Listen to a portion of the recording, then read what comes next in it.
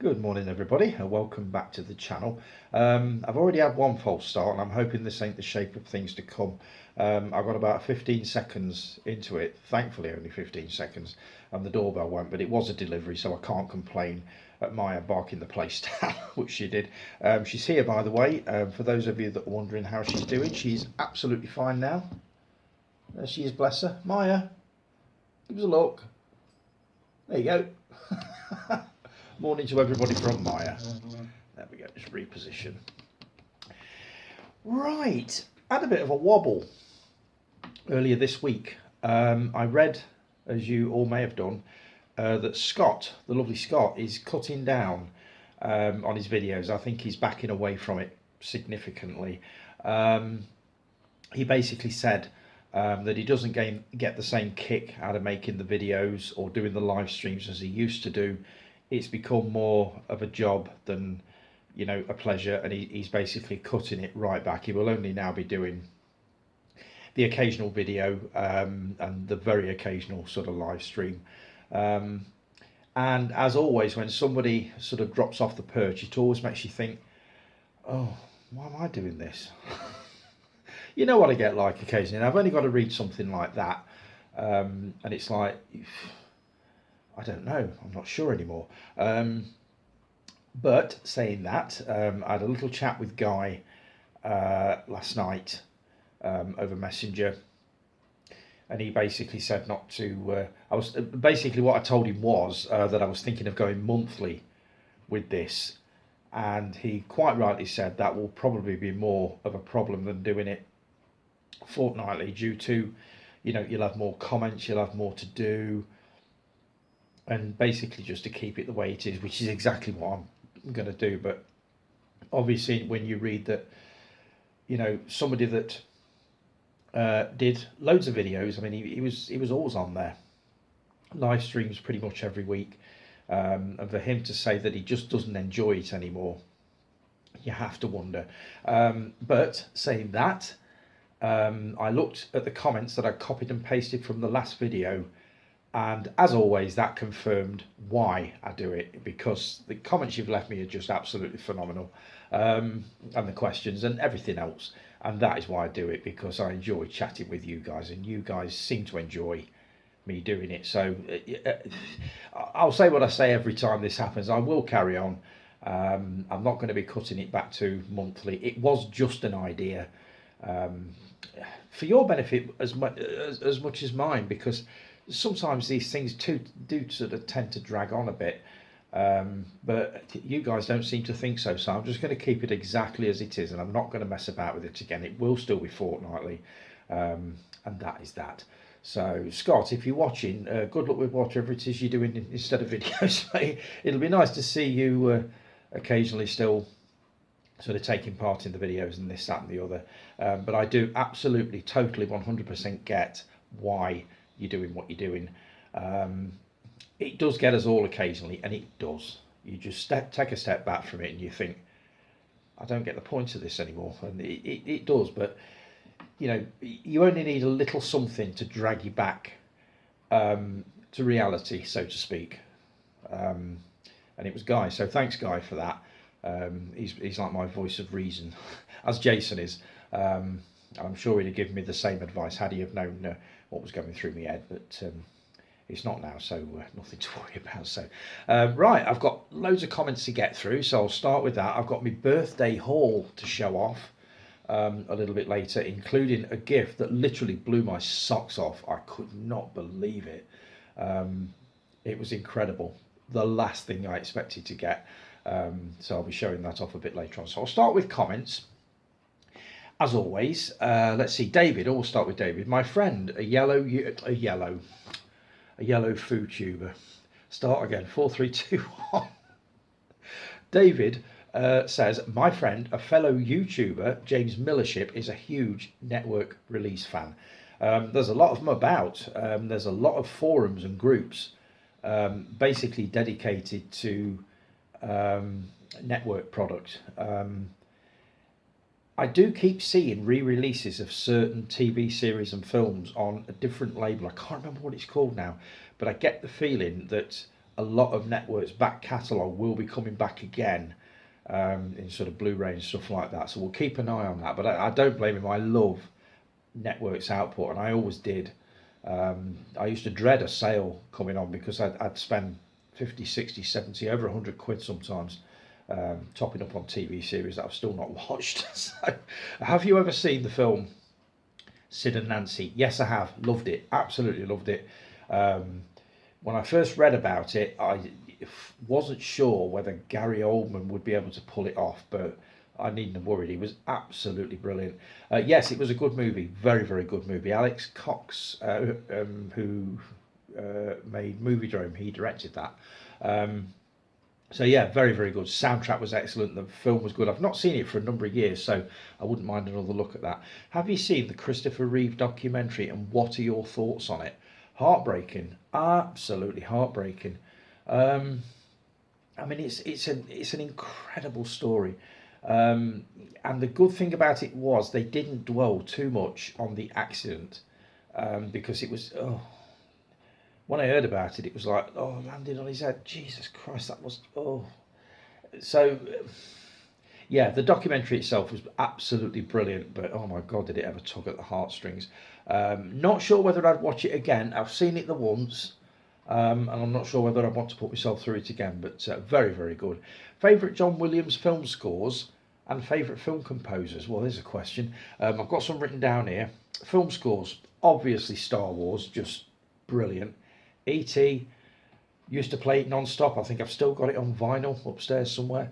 Close Encounters of the Third Kind. I didn't even need to mention that one, but yes, absolutely superb. Jurassic Park was very good. Superman, Indiana Jones, Jaws, Home Alone, Empire of the Sun. He's just been behind a lot of the major movies and soundtracks of the last sort of 50, 60 years.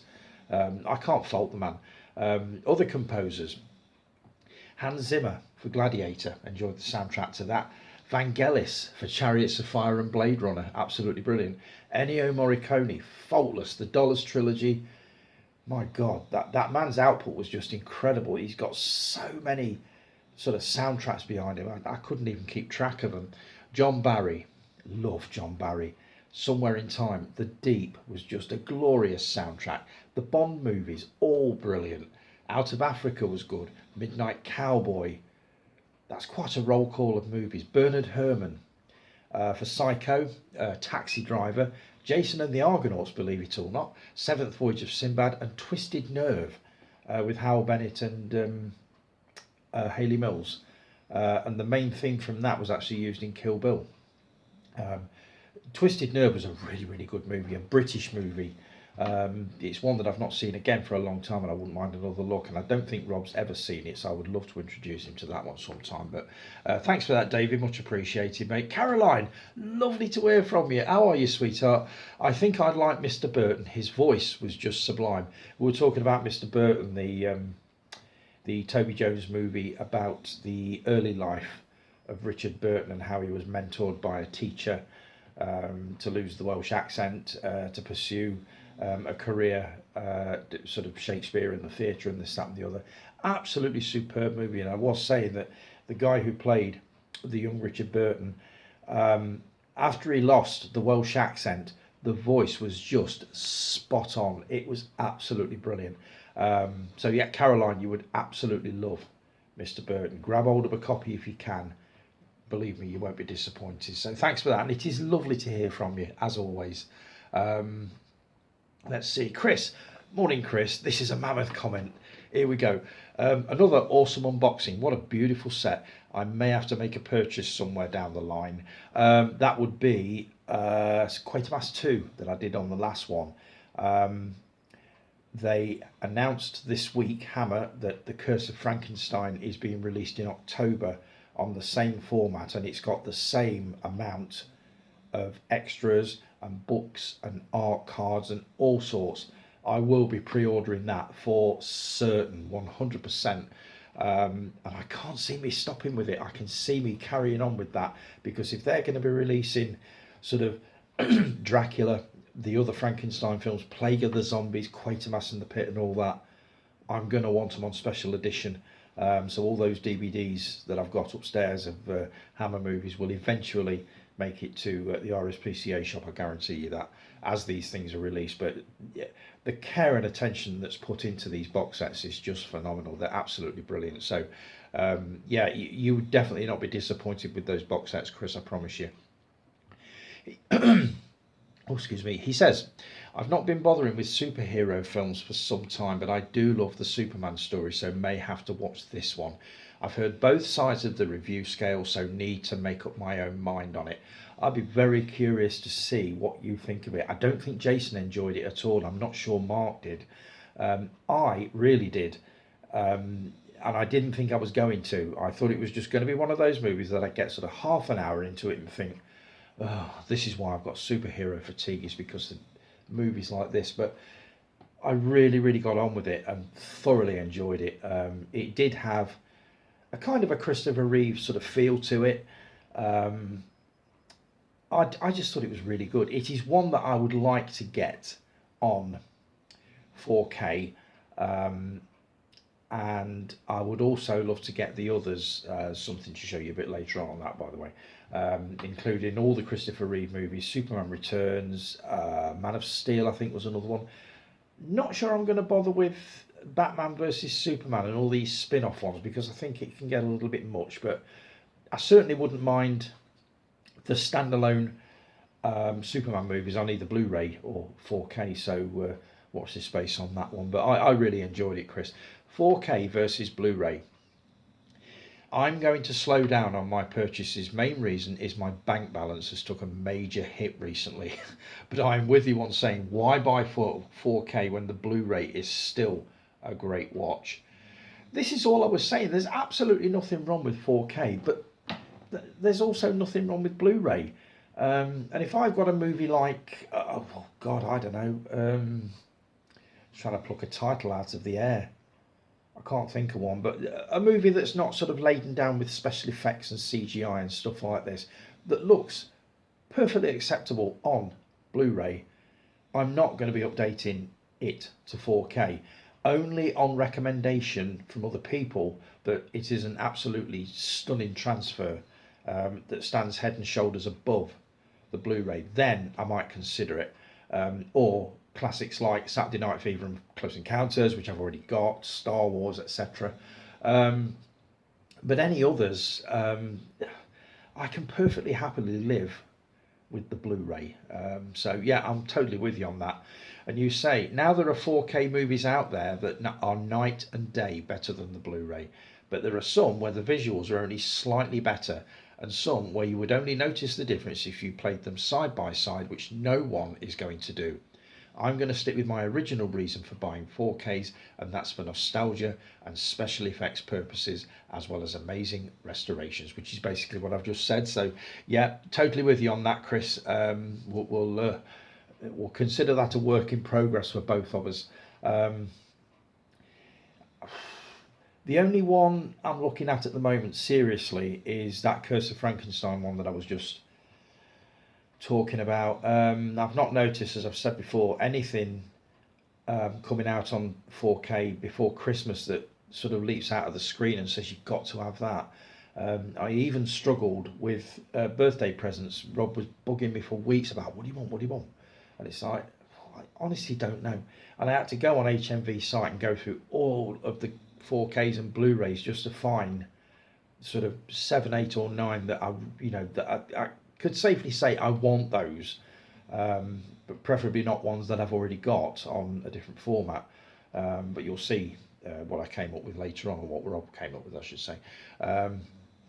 I did watch The Conjuring on 4K, and although it does look incredible, it's only a 12-year-old movie, so the Blu-ray would suffice unless it's one of your favourite movies. Hence the reason why I purchased it, as I love the story behind it, and the collector's edition has some nice cards and booklets with it.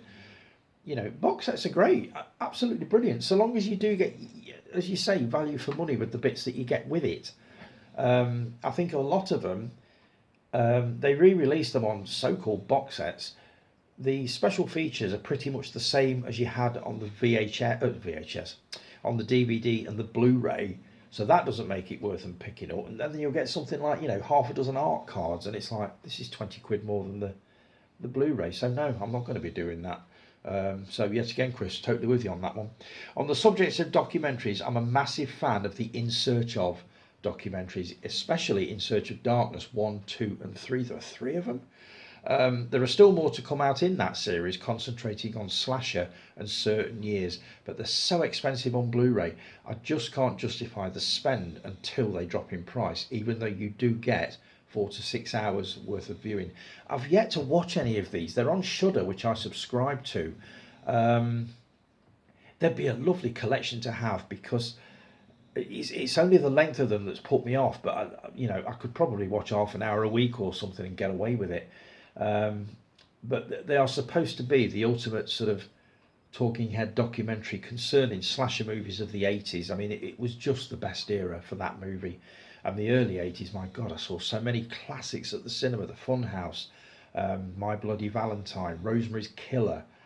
There were so many. The Halloween movies, the Friday the 13th movies. The cinemas were littered with basically slasher movies. And I loved them. I absolutely love them. I still love them now. So that collection, the In Search Of lot, I would love to get hold of. And now you've mentioned them, I will be taking a look at possibly grabbing them on eBay or something like that. I'll see what the price is. Loving your network collection. As you well know, I'm a big fan of buying TV shows that remind me of being a kid, because let's face it, they do not make TV like they used to. You are not kidding. I can quite happily watch an old series from 40, 50 years ago over anything that's new nowadays, although we have been enjoying a series called One Night with Jodie Whittaker on, I believe it's on ITVX, an Australian 6-part drama. It's addictive. We're 2 episodes in, hopefully going to get another one watched tonight after the movie, that whichever we pick.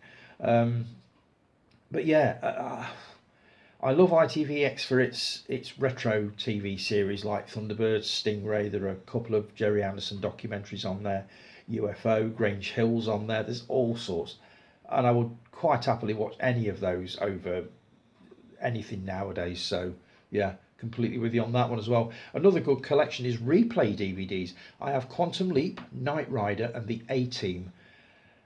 I think I showed these off.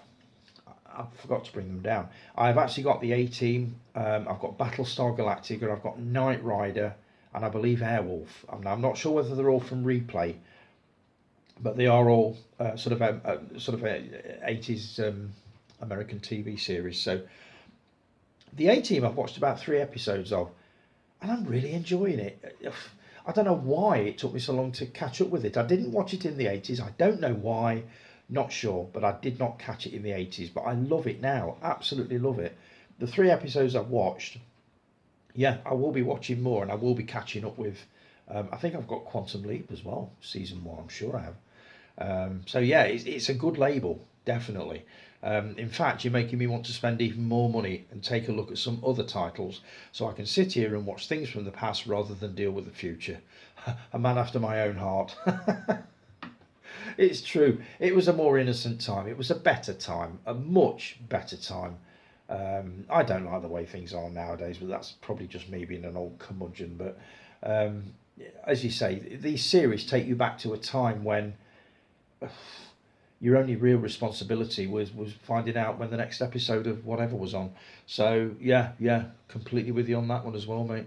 The next lot of imports for me is that Imprint Halloween box set that you shared. Oh, I just couldn't say no. I ummed and ahed about it for 1 or 2 minutes, but I've been looking at buying the first couple of Halloweens on 4K anyway, and they don't come cheap. I just thought, sod it, have the collector's edition, and it looks a beautiful set. So you've gone for it. 499 Australian dollars. It looks stunning, absolutely stunning. And I'm still umming and ahhing about it. But I'm still umming and ahhing about that Doug McClure box set that I've been banging on about for months. I do want to get it, and I do want to get it preferably before the 1,500 limited edition number runs out. So I will be having another look at that. again, I've just got to decide whether, it would make more sense to buy a box set, a DVD box set, which is on Amazon for about 14.99, which has got, I believe, Land That Time Forgot, Warlords of Atlantis, and At the Earth's Core. The only one it's missing is The People That Time Forgot, which is a bit of a dud anyway. But I just need to find out, if I can, whether the Blu-ray print is a vast improvement on the I keep saying VHS. What is I'm stuck in the 80s this morning. Whether it's a massive improvement on the DVD for 14 quid. Leave that with me. There's going to be more on that. I can see it coming. I love that xenomorph. That's the kind of sculpture design that I like. Kind of steampunk-esque. It is, isn't it? It's a beautiful thing. I'm not surprised they wanted to see me face when I actually unwrap that one, but I absolutely love it. It's still behind me now on the shelf, and it's going to stay there. So, Land of the Giants is one of my all-time favourite TV shows from being a kid. I just loved the special effects and the angles of cinematography, making you feel as if you were as small as they were. That's what I loved about it. I couldn't believe that guy that said, the special effects are really bloody rubbish. This was when it was screened on Channel 4, probably mid 90s, early 2000s. I think they ran it after they ran Lost in Space. But this guy was saying that the special effects are bloody terrible. And I watched it that weekend and thought, they're actually not bad. For saying this thing was made like in 1968, I think it was. So I love Land of the Giants. Link is the ripe old age of 6 months almost. I don't know where I got that from. I for some reason I thought he was over a year old, but there you go. And he's still enjoying the old cartoons. In fact, one of his favourite watches currently is a YouTuber called Daz Games. He plays horror games, so I'm thinking for his first birthday I'm going to show him Return of the Living Dead. What? Wow. Not too scary and bloody great. What, for a 6-month-old? Wow. And the cemetery scene with Linny Quigley will just set his goals for his type when he's older. I kind of get that. Return of the Living Dead. Bloody hell. That's going to be a baptism of fire for him, that one. On that note, I'm going to watch the rest of Yourself whilst Link is talking to you through the TV. Morning, Link. Morning, if you're watching. Morning, Chris, as well. Look forward to your next instalment. Have a great couple of weeks. Thanks ever so much for all that, Chris. It's lovely to get sort of long comments. It keeps me talking for longer, and the questions as well. So keep them coming. Thanks ever so much for that, mate. Always good to hear from you. And I'll catch you in 2 weeks, Link. Yeah, 2 weeks. Your dad will be there, so you'll be there as well. Stuart. Morning, Stu. Passion of the Christ is a masterpiece. Filmmaking at its finest. It's one of my favourite films of all time.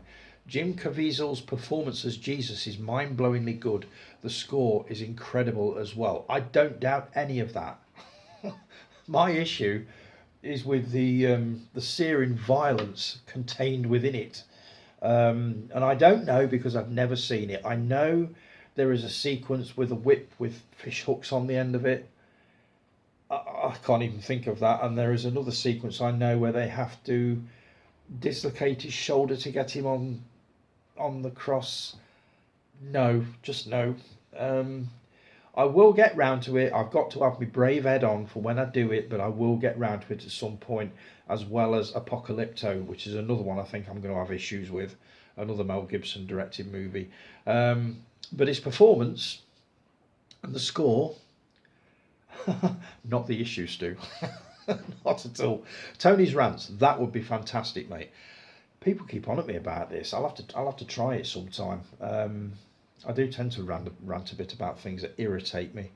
I've got a really good one coming up actually. I don't know whether I'll have time for it today because I definitely want to get this in at under an hour, even with the showing off of the birthday haul. So I'll probably save it, but it's a good one. I've tried it on a couple of people at work and they quite enjoyed it. So I bloody love Doug McClure, and that Aussie box set looks fantastic.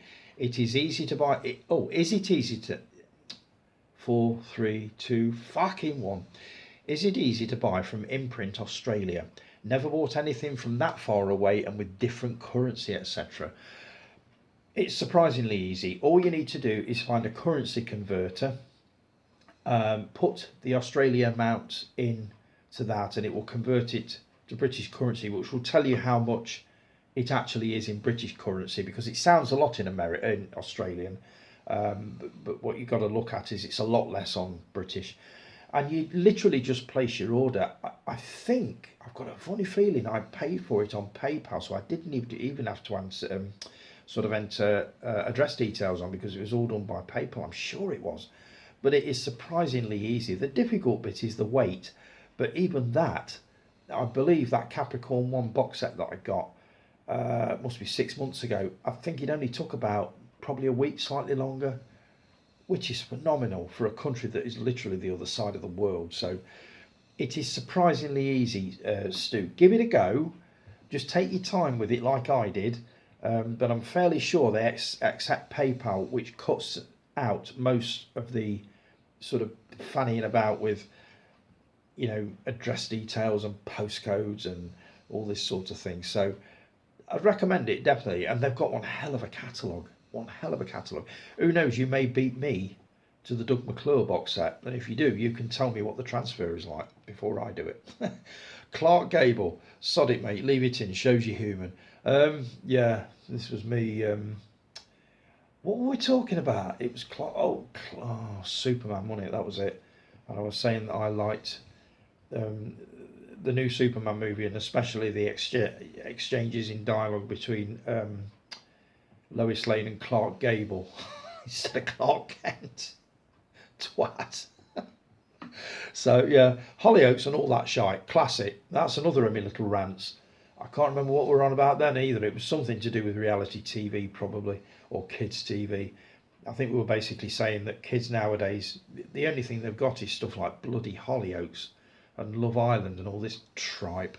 I've never watched an episode of Hollyoaks. I've seen bits of it as I've been channel hopping and thought, no, just no. Let's see. Love your old school network kids programs. I must try and get Shadows.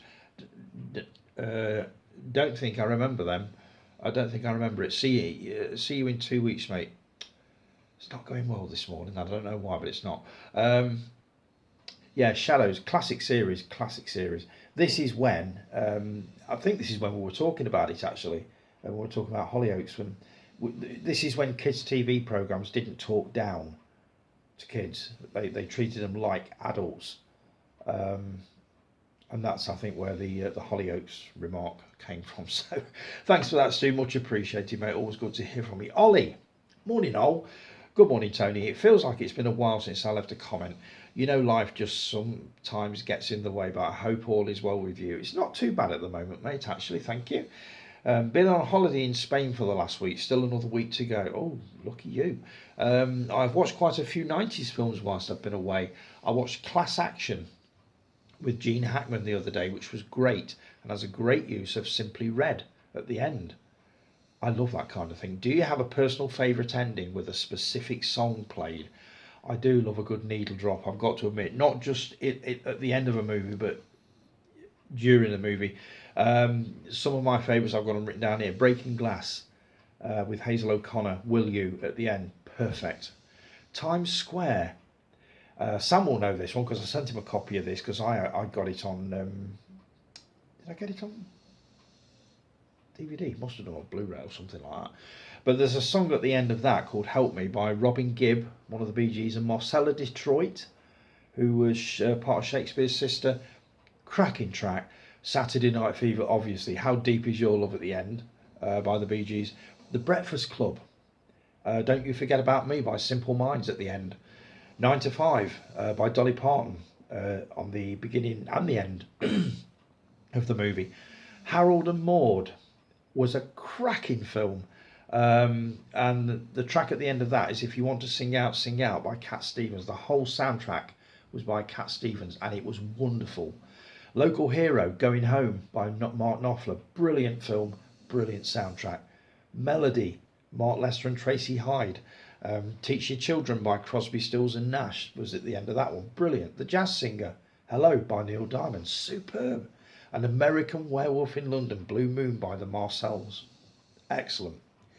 So yeah, I do love a good needle drop, absolutely. What are yours, by the way? I'd be curious to know what yours are. Another great watch this week was Dutch, which I believe has another title over here, but it was produced and written by John Hughes and feels exactly like one of his films. Do you have a favourite John Hughes produced film? I need to look into that one because I didn't know he produced any. So leave that with me. I'll come back on that one, mate. Hope you have a fantastic weekend, and until next time, take care. Brilliant to hear from you all. Yeah, look forward to hearing from you overly on this one, mate. So, right, I'm going to take a quick break. We're up to 30 minutes, and I'll be back in just a second.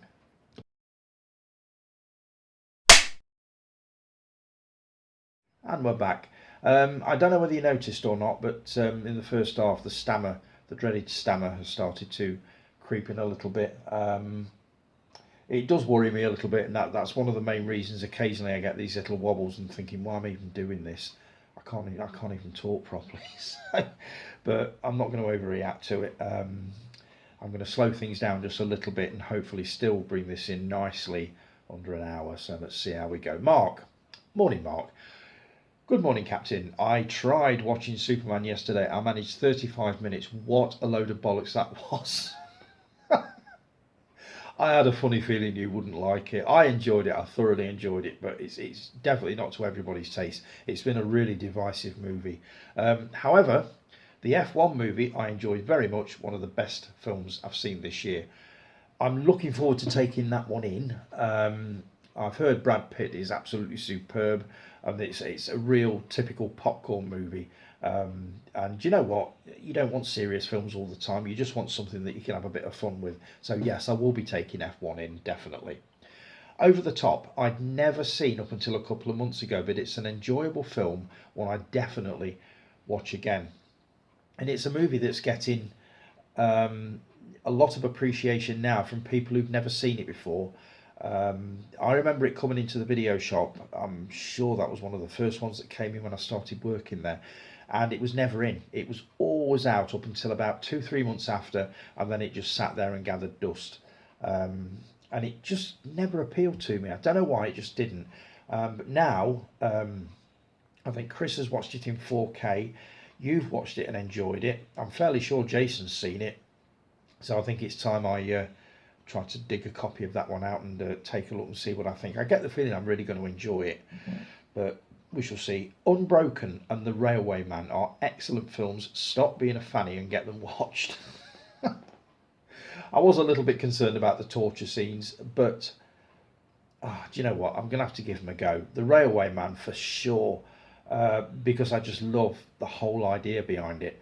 And Unbroken just sounds good. I'm just going to have to grow a pair and just stick them on and take a look. So leave that with me, mate. I will be taking a look at those. Shows how much I know. I always thought that picture on the wall behind you was something from Doctor Who. I mean, if you've not watched Lost in Space or Doctor Who, you probably wouldn't have known anyway. But that is obviously the robot from Lost in Space. My ultimate aim is to get a replica, which they sell in. There's a company that specifically builds them to order for the princely sum of $25,000.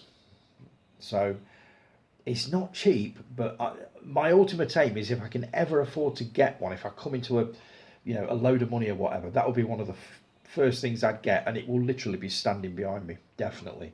But that's the nearest I could get for a reasonable price. So yes, it's Lost in Space, mate, that one. Last Castle is another great film that you should definitely take in. Mark Ruffalo stars in it, who you said you are not familiar with. He plays the Hulk in the Avenger films, etc. I probably do know him by sight, then I must do. This is one that Ollie from Ollie Loves Films recommended. So I grabbed a copy on Blu-ray. Obviously, I've not had a look at it yet, but I will be taking it in, as I'm fond of saying. Season of the Witch isn't the greatest film, but I've seen worse. It's weird because I thought that would be right up your street. I do love the cover, the 3D cover on it, and I do love a good medieval adventure drama thing. So I will be taking that one in as well. Speaking of Ron Perlman, I've been watching a series on Netflix called The Capture, starring Ron Perlman amongst others. It's strange seeing him in a British BBC series. I always thought it was odd seeing Gillian Anderson in I only saw about half an episode of it. I fell asleep at the fall, and I always thought it was odd seeing her in that, because, but I didn't realise at the time she was British. I had no idea. The Capture. I think I've heard of this. Maybe it's one to take in when we've finished watching One Night on ITVX. See you in a fortnight. You certainly will, mate. You certainly will. Jason K. Now, Jay, morning, Jay, our Ginger Ninja. Please forgive me if I read this out on the last one. I've been reading it through and I get the feeling that this is from the last video, but I could be wrong. So if I've cocked it up, do forgive me. Those are definitely some brutal films you have there. I'd also add The Rover to that list. I haven't seen it in a while, but I recall it being very dark. This is a series of movies that I was basically holding up and showing off that are in my collection that I pretty much know I'm going to have issues with, and I've always sort of put off watching them. About 10 of them. And obviously Jay's picked up on the fact that I've got quite a few brutal ones in there. And yes, Snowtown is a very disturbing film, not for the faint of heart. Side note, the Bank Vault is now a second-hand thrift shop. Good to know. Snowtown is definitely one I've shied away from because I've heard so much about it. How awesome does that Halloween box set look? I am very, very tempted to get it, but $500 is a bit steep. It's a nice looking set though, isn't it? You've got to admit, it's a beautiful looking thing. I just get the feeling that if I order that and it comes, it's going to sit there and I'm going to think, it's nice, but is it worth $500? Or I think that'll work out about 400 quid, probably a bit less than that. Watch this space. You know how I am. I love seeing those issues of The Dark Side. I used to love getting that magazine. It's a cracking magazine. I've got the latest issue here to show off very shortly. All the best and take care. Thanks, Jay. Much appreciated, mate. And if that was from the last video, I do apologise. Jason P. Morning, Jay. Jason has had no end of posters refused by Facebook due to certain bodily parts, let's say. It's absolutely ridiculous. It's stupid. I don't think I've ever had that happen.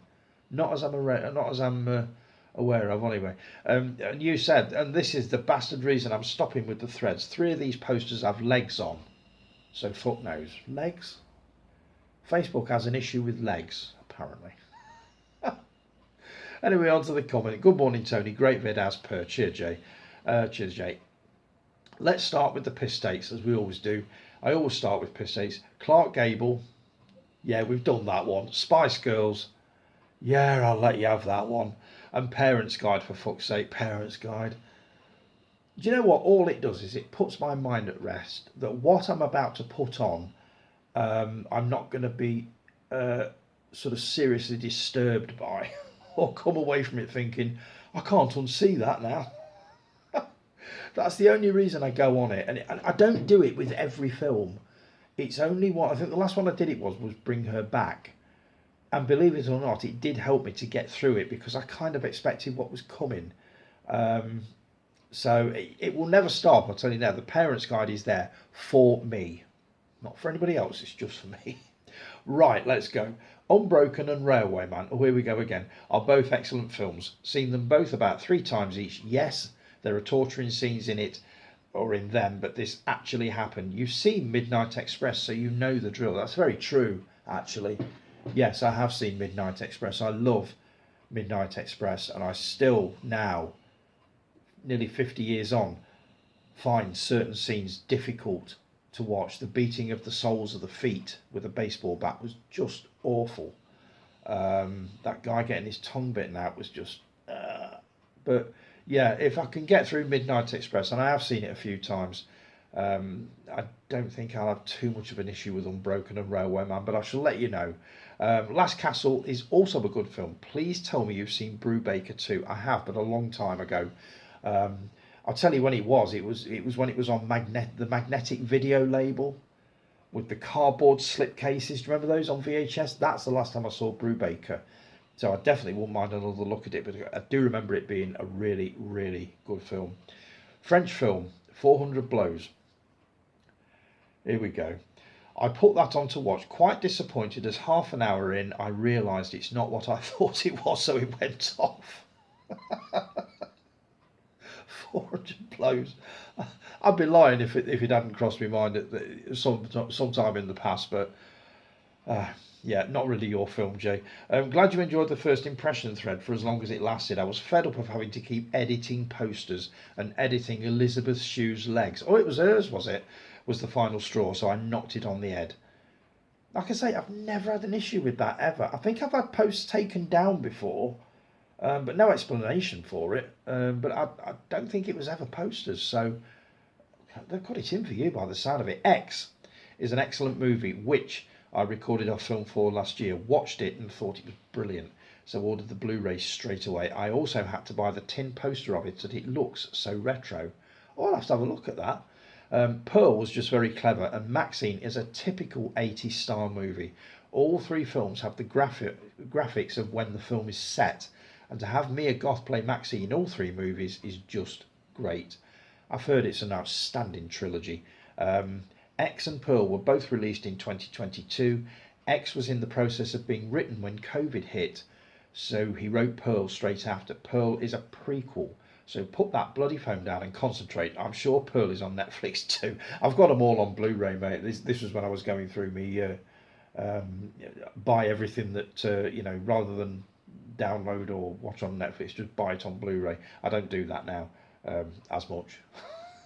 I normally leave films a few years before I watch them again, but even though I watched this trilogy last year, I will view it again in October, just because this time around they will be easier to follow and I'll appreciate them more. I'm looking forward to getting to grips with them. Not really sure they're quite Rob's kind of thing, so this is going to have to be one when I'm on my own, but I'm definitely looking forward to having a look at that trilogy. Tony's Sunday Blasphemous Rants. There you go, what a title. Why blasphemous? Let's see how we go. Until next time, ta-ra for a bit. Thanks, Jay, for all that. And thanks to all of you for the comments and for the questions, etc. You basically keep this running as long as it goes. So thanks ever so much for that, guys. So I've got a few things to show off. This is going to come in well under an hour with a bit of luck. I'm well chuffed. I'll show you these bits first off that I've bought. I'll start off with a couple of books. This is the one that was delivered just before I started recording. This is why the doorbell went and why Maya went wappy. We were both huge fans of a series called The Long Island Medium. I believe it was on TLC for quite a while. It's not been on for a while, but I spotted this book on eBay and thought, I'd completely forgotten about her. You Can't Make This Stuff Up by Teresa Caputo. She's basically a medium. She's all big hair and long nails and excuse me. I used to love her, absolutely love her. She was absolutely spot on in pretty much all of the readings that were on the TV series. Now I know it's a bit hit and miss with them, but I love this sort of thing. So I thought I'd grab that for a fiver. Next one, this is on the back of watching a movie a couple of weeks ago that I've now recommended to Caroline, and I decided that I wanted to know a little bit more about the gentleman concerned, so I went and grabbed this. The Richard Burton Diaries. Just look at that. Fucking hell. That's going to take some getting through. This is basically, I didn't realise that Richard Burton kept diaries the way Kenneth Williams used to keep them. And it's described by the Sunday Times as a compulsively page-turning as a novel. So that is going to take some getting through, but I will certainly learn a lot about Richard Burton from reading that, if I can get through it. Next one, you will realise why I bought this and another book very, very shortly. Castle Films, a hobbyist guide. This is basically a complete record of all Super 8 movies released by Castle Films from, I think, the 30s up to the 70s. And this, I'll just quickly flick through this, but you won't see very much. It's just in chronological order. You've also got some sleeves there. I love this sort of thing. I can flick through this sort of stuff for hours. and there's a reason I've got that, and another one that I'm about to show off very shortly. Let's see, I've got a CD here. Jason, you've already got this. Looking forward to the next one as well. Some classic tracks on this. If I hold it like that, you might be able to zoom in on it. There you go. But this has not made it into the car yet because it's still in the cellophane, but that'll be in the car this time tomorrow. This is an import, and I've been waiting for this for ages. I've got the standard edition of it, but as soon as I spotted this, I thought, I want that so bad. The soundtrack to On Her Majesty's Secret Service. Now, this is released on the, it doesn't even say the label, but this is an extended version of the soundtrack that I've already got with just tons of tracks on it. There are 2 discs. I can't find that. It's a limited edition of 5,000 units as well, which makes it quite collectible. So that's going in the car as well. Let's see, another book. This is the other one that you will understand why I've got it a little bit later. The Armchair Odeon. This is basically the collector's guide to the movies. Dennis Gifford wrote this one, and this is again is for anybody that wanted to collect Super 8 movies. And this has got a real old school smell about it, like it's been sitting in a bookshop for decades. But I really wanted this one. I think it cost me about 17 quid, but well worth it. Let's see, a DVD. This is running on Talking Pictures TV at the moment. I've not caught any of the episodes, but I used to love the opening music to this, and my mum used to love this series, so I thought, you know what, I spotted this on eBay. I think a lot of the box sets were going for sort of 50 quid plus. This one was on for about 17, so I grabbed it. A Family at War. It is just basically an early 70s chronicle of a family living in Liverpool in the run-up to the war and during the course of the war and the end of the war. And there are 22 discs in there. This is a cracking box set for what I remember being a really good series with one of the most memorable theme tunes you will ever hear. So that was worth it. One Blu-ray, believe it or not. I did say I was cutting it down. The Lovely Bones. This was described on Facebook by somebody as being a 2.25 hour movie that will profoundly disturb you. And I mentioned this to a colleague at work, and she said, yeah, it will disturb you, but it is a really, really good film. Now, I have no idea what this is about, other than the fact that it's to do with a girl that's died. But I don't know anything else, and I'm going to go into this completely blind and see what it does to me. So, let's see. Now, some magazines. First off, this month's Scream. Articles on Kiss of the Vampire, Prince of Darkness. The kid who played Alex Kintner in Jaws interviewed Jeffrey Voorhees. Night of the Creeps, James Herbert books. Let's see, Necromantic. VHS ate my brain. I love this magazine, and Jay does too. So that's that one. I saw this in Morrison's, and for some reason I desperately wanted it, and I've not read it yet. Obviously, I'm going to save this for later in the year. The History of Christmas. This is basically, it says, discover festive folklore and holiday traditions from years gone by. I love stuff like this, especially at Christmas. So that's going to go on the coffee table, and it will sit there until December. History of Halloween. This was on the shelf next to it. I think these cost like 20 quid, not each. But again, it's just the history of the hallowed history and frightening folklore of this ancient festival. So that'll sit on the coffee table till November. The latest issue of Intermission, which is Talking Pictures TV, their official magazine, articles on Sergeant Cork, Peter Sellers, Hilda Baker, Fenella Fielding. Oh, I love this. This is good coffee break reading. The latest issue of Yours Retro. I'm hoping I've not shown these off before. Articles on Cary Grant, the day the Earth stood still, the Avengers, Oliver Reed, George Raft, Gene Wilder, Quantum Leap, and the Lost Interviews with Jar Jar Gabor. So looking forward to getting an eyeful of that. Latest Saga magazine for the elderly. Pierce Brosnan's on the cover, so that's going to be a good read. Is that Helen Mirren? Yes, it is. Oh, the Thursday Murder Club, of course. It's on Netflix at the moment, is it? That's what that's to do with. And the latest issue of Empire, and I have no idea what this is on the front of it.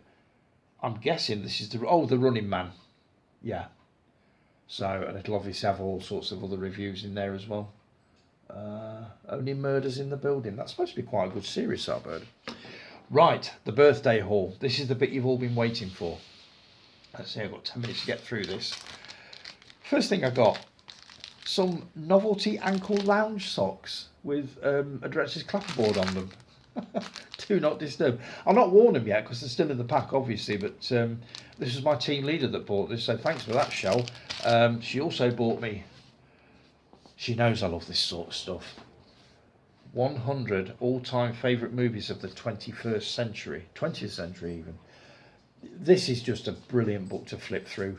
I've already done so, and I've written down at least a dozen titles of movies that I thought, I've either not heard of that or I can't remember anything about it, but I love this kind of book. I can flip through these for hours, so thanks for that as well, Michelle. And she also got me this, bless her. 100 movies bucket list. I can't wait to get to grips with this one. It's a scratch book featuring movies, facts, quotes and interactive scratch pages. It's almost like a movie course. So I'm going to work my way through this. I'm going to be scratching like crazy. It says here, document your love of movies with this interactive scratch book filled with 100 movies for you to discover. Once you've completed the movie, scratch off the foil panels on each page, revealing an illustration to remind you of the movie. What a lovely idea. Thanks ever so much for that, Michelle. I can't wait to get to grips with that one. Right, let's see. Book-wise, Ralph and Kay I've got to thank for this one. Oh, my light's gone. Hang on. Come back on. Thank you. This is brilliant. Can't wait to get to grips with this one.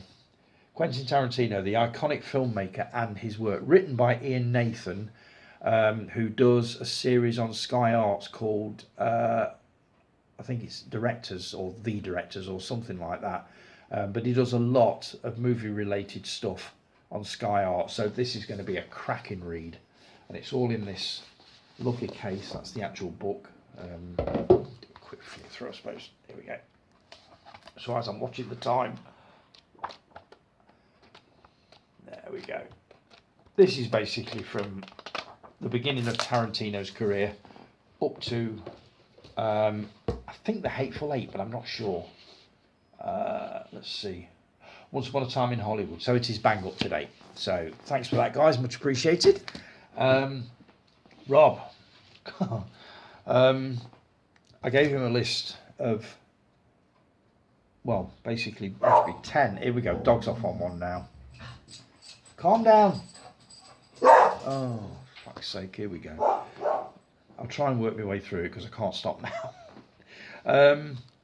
Yeah, I gave him a list, basically, and he's been into HMV and basically held his phone up and said, have you got that in? And I did say, only get me one or two, and he bought me the lot. So, starting with 4K, Superman 3. I saw this at the cinema when it first came out. I really, really enjoyed it. This one, I have never seen, Superman 4, The Quest for Peace. Never, ever seen it. Looking forward to that one. It's the only Superman movie, I believe, that is under 90 minutes, if I'm right. The writing is so tiny on the back. Oh, it's 90 minutes. So I don't know whether that speaks volumes about the quality of it or not. I don't know. This one, I Sky Plus off Talking no, I think it was on Prime. And I watched it the other week and thoroughly enjoyed it. It's a movie I've avoided like the plague for years. The Haunted House of Horror. The reason I avoided it is it had Frankie Avalon as the lead actor in it. Now, Frankie Avalon did all those beach movies in the 60s. And I thought, well, this is going to be a right load of old crap. It wasn't. I watched it on Prime and thoroughly enjoyed it. It's a real snapshot of the 60s, the swinging 60s. I just thought it was really, really good. Thoroughly enjoyed it. I think it was made about 1973. But in this, the swinging 60s are still going, so cracking movie. Night of the Living Dead. Now, this is the Criterion edition, I think. Yes. So you've got an absolute shed load of extras on the back. Not watched it yet, obviously, because it's still within the cellophane. I've seen Night of the Living Dead 2 or 3 times. Really, really enjoyed it. But I've not watched it on Blu-ray yet, so I'm going to be taking that one in. This one was an unusual one.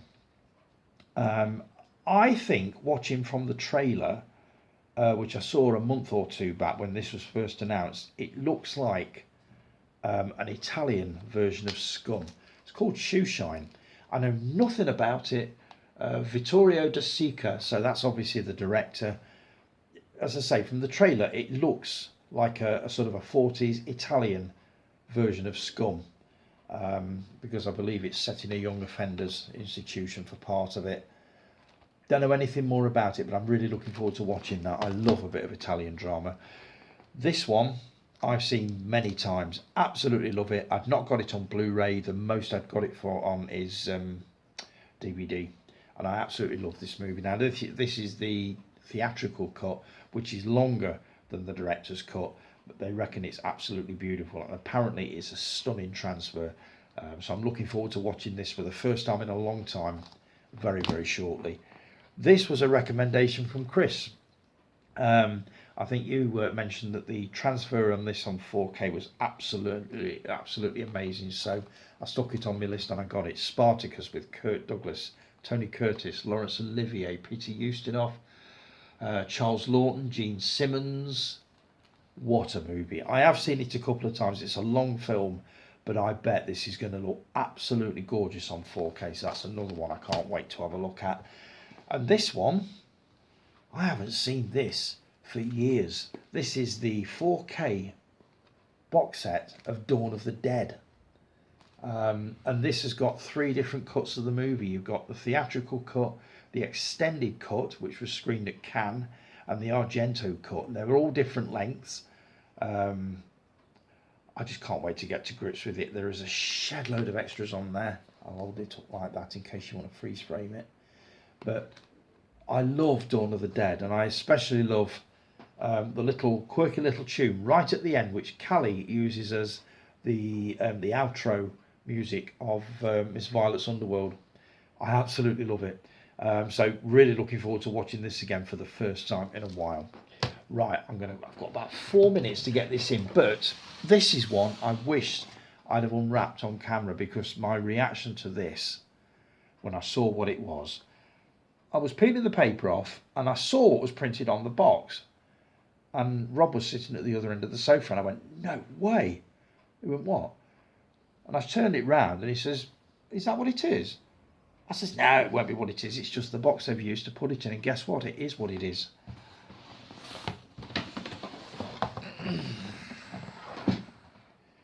I could not have been more pleasantly surprised than I was by this. And I will get it out as best I can. It came with, it's a Super 8 projector, and it works. This is called The Human Monster, starring Bela Lugosi. I didn't have this one. I did, however, have this beauty. Star Wars. Look at this. Isn't this gorgeous? There it is. 400-foot reel, colour, sound. Now, I've not tried, look, I mean, that is just beautiful. Released by Ken Films. What I had back in the day was this, but on a 200-foot reel, which was half the size, and it was black and white, silent. That was the first one I had before I got this. This, I believe, cost me a week's wages. Might have been more. They were expensive, but this was so worth it. And the projector itself, it also came with this, a little roll of film, which you would obviously need a Super 8 camera to use that. I'll get this out as best I can, but here we go. the lid off the front, this is what you've got. Now this does work, I've tried it. The light works, the lamp works, everything. All I've not done yet is actually fed a movie through it, which I've downloaded a video of how to do it, because it's been, I haven't had one of these since I was probably 15, 16. So I couldn't remember how to do it. And I had a look at the video and it's like, oh, of course you do. That's how it's done. But I've also got to get a spare 400-foot reel so that I can put Star Wars through it. And I'm not sure whether this has actually got sound. It doesn't say. But what a thing of beauty that is. Even if it didn't work, this would have looked handsome behind me, just displayed. And that's probably where it will be at some point. But I could not have been more pleasantly surprised by that. They completely caught me off guard with it. It was on the back of a conversation that me and a colleague had 3-4 weeks ago. All I said to her was, I'm going back to the 80s. What do you want me to bring you back? And I can't remember what she said. And then she turned it on me and said, what do you want back? And I went, my Super 8 collection. I really miss having a Super 8 projector and the small handful of films that I used to have, because they were just the go-to bit of entertainment when I've got nothing to do. And she obviously took that on board, went straight onto eBay. She said there were loads of them on there, but she got that. Oh my God, I could not have been more surprised. I was absolutely stunned, but so pleasantly stunned you wouldn't believe it. So thanks Donna and Di for that. And I will be doing a video when I do crank it up properly and get it going. I will do a video of what I'm actually watching, but it'll be one of those two, and there are loads of Super 8s on eBay. I won't be buying loads, but I will get a couple of the ones that I had back in the day. Close Encounters was one. I think Saturday Night Fever was another one, but that's a rare one. And there were a couple of others. Shadow of the Werewolf, which is also an ultra rare one, but I had that on black and white silent, and even black and white silent, it was terrifying. Plan 9 from Outer Space, that was another one. I think it was the first one I ever got. But yes, I will be doing that. So thanks to everybody for all the birthday gifts. Oh, there's the light gone again. It's because I'm not moving the mouse, that's what it is. There we go. Thanks ever so much for all the birthday gifts, all the birthday wishes. Thanks ever so much for joining me this morning. I will be back in 2 weeks, hopefully minus the stammer. It's really been getting to me this morning. I don't know why, but it has been. So I will be back in a fortnight. As I say, thanks for joining me. Have a great couple of weeks, and once again, thanks for all the birthday gifts. I will see you all in 2 weeks. Take care. Have a great couple of weeks. Ta-da.